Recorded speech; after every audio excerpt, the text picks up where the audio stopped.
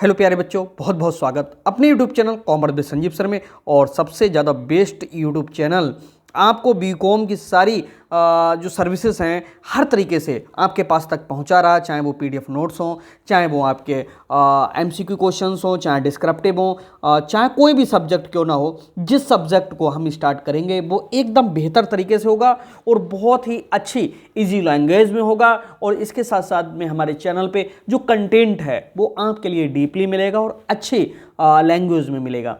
तो जो एक दो बार पढ़ने से ही पूरी समझ में आ जाएगी। तो आइए शुरू करते हैं। ये वाला जो क्लास है वो हम सेकंड क्लास लेकर के आए हैं और एमसीक्यू बेस्ड जो क्वेश्चंस हैं मार्केटिंग के उसके हम लेकर के आए हैं, क्योंकि उत्तर प्रदेश की कई यूनिवर्सिटियों में जो एग्जाम हैं वो एमसीक्यू बेस्ड कर दिए गए हैं। तो यहाँ पर जो पेड क्लास में बच्चे जुड़े हुए हैं उनका तो बहुत अच्छे से तैयारी चल ही रहा है और पब्लिक में भी कुछ क्लासेस हम सेंड कर रहे हैं। और आप लोग अगर ज्वाइन करना चाहते हो तो आप कर सकते हो, बहुत कम फीस में बहुत अच्छी तैयारी हो जाएगी। मौका है, हम टारगेट लेकर के चलते हैं 75 में 75, क्योंकि एमसीक्यू बेस्ड ही वो परीक्षा है जो हमारे लिए फुल मार्क्स दिला सकती है। तो बहुत अच्छा मौका है। और विपणन या मार्केटिंग, जो हिंदी में विपणन होता है, अंग्रेजी में जिसके लिए हम मार्केटिंग कहते हैं, ये वो स्थिति होती है जब किसी उत्पादक के यहाँ से तैयार किया गया माल और ग्राहकों के हाथ में पहुंचा दिया जाता है और इसके बाद में ग्राहकों को अंतिम संतुष्टि भी प्रदान हो। इस समस्त सेवा के लिए ही हम विपणन या मार्केटिंग कहते हैं। तो आइए इसके जो एमसीक्यू हैं वो स्टार्ट करते हैं। और जो एमसीक्यू मैं बता रहा हूं उन्हीं एमसीक्यू में से मोस्टली क्वेश्चन आपको पेपर में मिलेंगे। और चैनल अगर अभी तक सब्सक्राइब नहीं किया है तुरंत करिएगा। और पहले नंबर का ही जो क्वेश्चन है वो कह रहा है अच्छे ब्रांड की विशेषताएं हैं। कौन कौन सी विशेषताएं हैं? सूक्ष्म नाम होना चाहिए उसका, स्मरणीय हो, आकर्षक हो और ये सभी हो। तो मैं आपको बताऊं कि ये वाला जो प्रश्न है एग्जाम में 100% मिलेगा ही मिलेगा, ये बच नहीं सकता। एक अच्छे ब्रांड की जो विशेषताएं हैं वो ये सभी हैं, सभी वाले पे लगाएंगे। दूसरा है विपणन के क्षेत्र के आधार पर ब्रांड के प्रकार होते हैं। मोस्ट इंपॉर्टेंट है, यहाँ से ये प्रश्न भी पूरी उम्मीद है कि पूछा जाएगा। तो विपणन क्षेत्र के आधार पर ब्रांड के जो प्रकार होते हैं, टाइप्स ऑफ जो ब्रांड होते हैं, वो आप इनमें से जो देख करके आ नंबर पे 2 लिखा है, बा नंबर पे 4 है, सा नंबर पे 6 है, दा नंबर पे 8 है। सही आंसर इसका कौन सा है? 4 है। ये जो डिस्क्रिप्टिव थ्योरी है उसमें हमने ये रखा भी है कि विपणन के क्षेत्र के आधार पर निम्नलिखित 4 ब्रांड हैं, ओके, या 4 प्रकार के ब्रांड होते हैं इस तरह से। तीसरे नंबर पे कह रहा है पैकेजिंग के प्रकार हैं। कितने प्रकार से पैकेजिंग होती है? पैकेजिंग का बहुत बड़ा इफेक्ट पड़ता है कस्टमर्स पे, ओके। तो ये आ नंबर पे कह रहा है 2, बा नंबर पे कह रहा है 4, सा नंबर पे कह रहा है 5, दा नंबर पे कह रहा है 6। तो इसका जो करेक्ट आंसर है तीसरे का वो कौन सा है? ये वाला है 5 नंबर पे, सॉरी सा नंबर पे जो लिखा है 5। पैकेजिंग के जो प्रकार हैं वो कितने हैं? मुख्य रूप से 5 प्रकार। इसके बाद में अगला क्वेश्चन है लेबलिंग है। क्या है भाई लेबलिंग? लेबलिंग का मतलब होता है कि अपनी पहचान बनाने के लिए जितने भी प्रोडक्ट होते हैं उनके ऊपर लेबल लगाना, जिससे दूर से देखते ही समझ जाए कि अरे ये किसका ब्रांड है। तो लेबलिंग है 4 ऑप्शन आपके लिए दिए हुए हैं।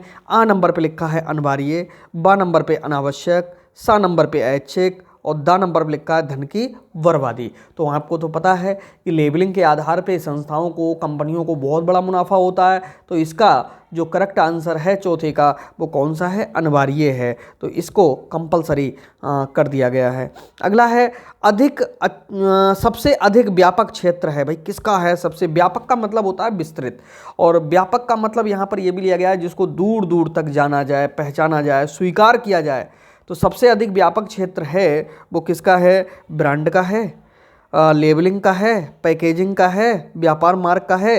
पहली चीज़ बताइए, वेरी मोस्ट इंपॉर्टेंट क्वेश्चन है, क्योंकि इस तरह के क्वेश्चन जिसमें सब आंसर जो हैं सेम जैसे होते हैं तो ये बहुत जल्दी पूछा जाता है। तो इसको याद रखेंगे। इसका जो सही आंसर है 5वें वाले का वो है पैकेजिंग। तो ये सबसे व्यापक क्षेत्र में आती है पैकेजिंग। अगला जो प्रश्न है वो है उत्पाद जीवन चक्र की अवस्थाएं होती हैं। इम्पोर्टेंट है ये, बहुत इम्पोर्टेंट। देखिए हर क्वेश्चन में आपको जितने भी दे रहा हूँ उनमें कुछ ना कुछ खासियतें हैं, तो इन क्वेश्चनों को बहुत अच्छे से आप लोग तैयार कीजिए। और उत्पाद जीवन चक्र की जो अवस्थाएं होती हैं वो मुख्य रूप से 6 होती हैं। तो इसलिए यहाँ पर पहला ऑप्शन इन्होंने 2 का दिया, दूसरे वाला 4 का दिया, सा वाला 6 का दिया, दा वाला 8 का दिया, तो ये वाला लगाएंगे आप लोग, ठीक है। और ये इम्पोर्टेंट भी है, अगर ये आप तैयार करके जाते हैं तो समझ लो एक जो क्वेश्चन है आपका वो यहाँ से ठीक हो के जाएगा। अगला है उत्पाद जीवन चक्र किसी उत्पाद के विक्रय इतिहास की विभिन्न अवस्थाओं को जानने का प्रयास है। ये कथन किसका है, ये बात किसने कही है कि उत्पाद जीवन चक्र किसी उत्पाद के विक्रय इतिहास की विभिन्न अवस्थाओं को जानने का एक क्या है, प्रयास है। तो आ नंबर पे लिखा हुआ है फिलिप कोटलर। ये नाम भी आपके रट जाएंगे, अगर आप हमारी और भी क्लासेस देखेंगे तो बार बार इन्हीं लोगों के नाम होंगे। किसने क्या बात कही है ये आपको 100% कहीं ना कहीं क्लियर हो जाएगी। हालांकि ये जो विक्रय इतिहास की विभिन्न अवस्थाओं को जानने का प्रयास है, ये बात कोटलर ने ही कही थी। और आगे लिखा है विलियम जे स्टेंटन और आर्क पैटर्न, लिप्सन एवं डार्लिंग। तो इनमें से जो सही ऑप्शन है वो आ वाला है, ओके। इन्होंने ही कहा था फिलिप कोटलर ने। अगला है तीसरे नंबर पे कह रहा उत्पाद जीवन चक्र में विपणन नीतियां हैं, कितनी हैं भाई। और ये इम्पोर्टेंट है, ये इसको याद रखेंगे आप लोग। इस तरह का क्वेश्चंस एक नहीं, दो नहीं, कम से कम 8 से 10 क्वेश्चन ऐसे होंगे जो सिर्फ संख्याओं पर आधारित होंगे, जो आपके लिए बताना है। तो तीसरे का जो सही आंसर है वो कौन सा है, 5 रीतियाँ हैं। अभी थोड़ी देर पहले भी इसी से मिलता जुलता क्वेश्चन देखा था। 5 शब्द याद रखेंगे, ना तो 3 है, ना 7 है, ना 9 है, सही है इसका कितना, 5। तो इसके बाद में अगला क्वेश्चन, किसी उत्पाद की मृत्यु होती है, death of a product take place, ठीक है, परिपक्वता अवस्था में, मैच्योरिटी एज कहते हैं, बिल्कुल नहीं होती भाई, परिपक्वता में क्यों होगी हैं। दूसरा है पतन की अवस्था में, ऐसा भी नहीं उत्पाद की मृत्यु हो जाती, पतन का मतलब होता है गिरावट आने लगती है।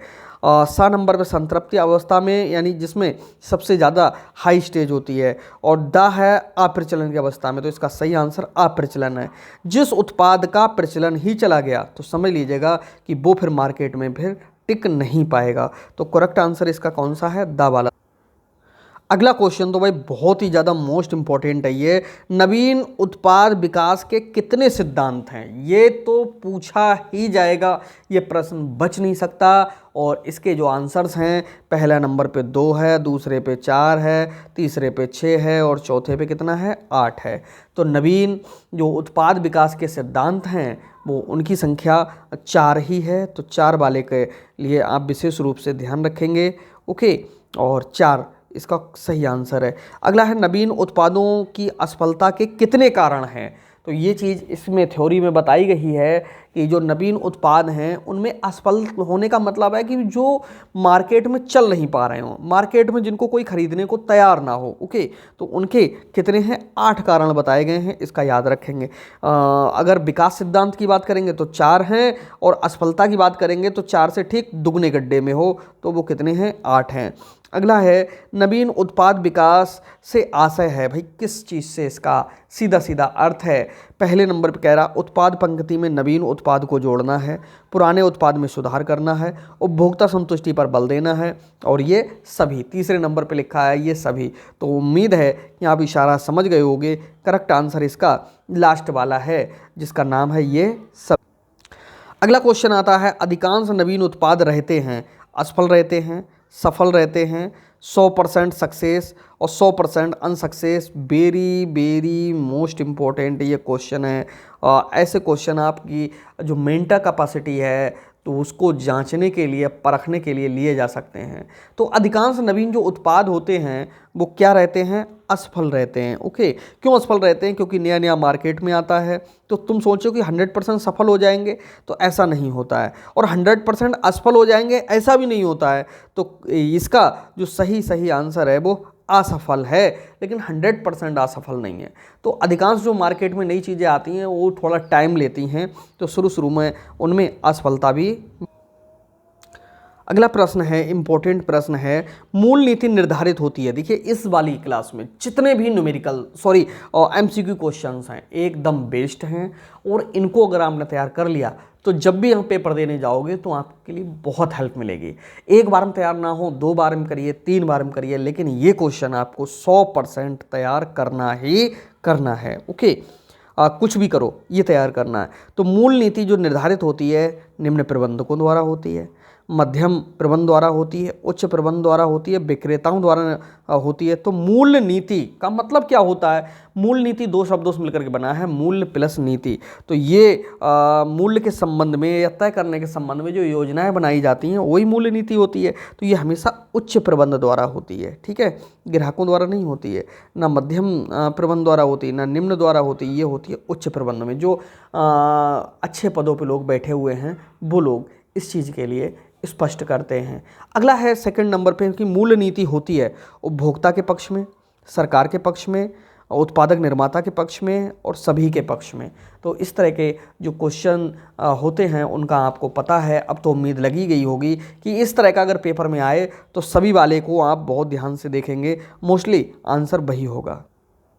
इसके बाद में अगला क्वेश्चन है, कीमत उन सभी दशाओं का मौद्रिक सार है जो एक उत्पाद को मूल्य प्रदान करता है। ये कथन किसने कहा था? बहुत इंपॉर्टेंट है ये, क्योंकि कथन वाले तो भाई 5-6 क्वेश्चन आपको मिलने ही मिलने हैं, और वो ही मिलेंगे जो इन पीडीएफ में हमने रखे हैं।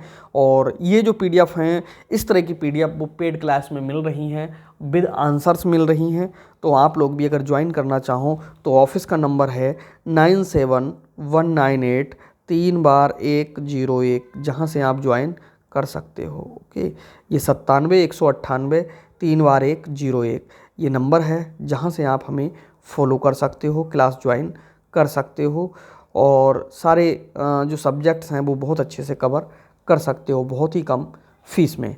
तो तीसरे नंबर पे जो बात कही है उम्मीद है कि आप समझ गए होंगे। और ये तीसरे का जो पहले वाला व्यक्ति है बाल्टन हैमिल्टन, इन्होंने कही है, ना तो कोटलर ने कही, ना विलियम जे स्टैंटन ने कही, ना आर.एस. डॉवर ने कही। अगला है चौथे नंबर पे, वेरी मोस्ट इंपॉर्टेंट है, ये चरण कई बार पूछे हुए हैं। विलियम जे स्टैंटन के अनुसार मूल्य निर्धारण प्रक्रिया के कितने चरण हैं? ओके, तो इनके अनुसार आपको 6 चरण मिले होंगे। जो पेड नोट्स सामने दिए हैं उसमें 6 चरण हैं पहले से ही बताए हुए। तो विलियम जे स्टैंटन ने के अनुसार मूल्य निर्धारण प्रक्रिया के जो 6 स्टेप्स हैं वही यहाँ पर आपको लगा। अगला क्वेश्चन बहुत इंपॉर्टेंट है, परिवर्तन मिश्रण में सम्मिलित है। क्या क्या सम्मिलित है? पहला है जो व्यक्तिगत विक्रय है वो, दूसरे नंबर विज्ञापन, तीसरे नंबर पर विक्रय परिवर्तन, द नंबर पर दिया है व्यक्तिगत विक्रय, विक्रय परिवर्तन एवं जो लास्ट में है प्रचार भी करके आएगा। तो ये द वाला इसका सही शामिल, द वाला जो ऑप्शन है वो एकदम बेस्ट है इस क्वेश्चन के लिए, तो द वाला ही लगाएंगे। सेकंड नंबर पे जो क्वेश्चन है वो कह रहा है इसमें कि कौन सा कथन सत्य है। 2, 3, 4 प्रश्न इस तरह के भी आपसे पूछे जाते हैं। तो कह रहा है कि प्रचार व्यक्तिगत होता है? जी नहीं होता है। प्रचार हेतु निर्माता को कोई भुगतान नहीं करना पड़ता है? तो कथन सत्य है, वो पूछ रहा है। तो प्रचार हेतु निर्माता को कोई भुगतान नहीं करना पड़ता है, ये बात सही है या गलत है? अगला है प्रचार हेतु निर्माता को भुगतान करना पड़ता है, उपरोक्त में से कोई नहीं। तो ये आपके समझ में बहुत देर से आएगा, क्योंकि इसका जो सही आंसर है वो ये वाला है, बा वाला है। और बा वाले में कह रहा है कि कौन सा कथन सत्य है, उसमें प्रचार हेतु निर्माता को कोई भुगतान नहीं करना पड़ता। ये बात सही है, निर्माता अपने घर से कुछ भी नहीं देता, वो निकालता सब उसी में से है। तो प्रचार हेतु निर्माता को कोई भी भुगतान नहीं करना होता है। ओके, तो यही कथन क्या है? सत्य है। तो बाकी सब कैसे हैं? असत्य हैं। तो इसका ध्यान रखेंगे और इस क्वेश्चन को क्लिक करेंगे।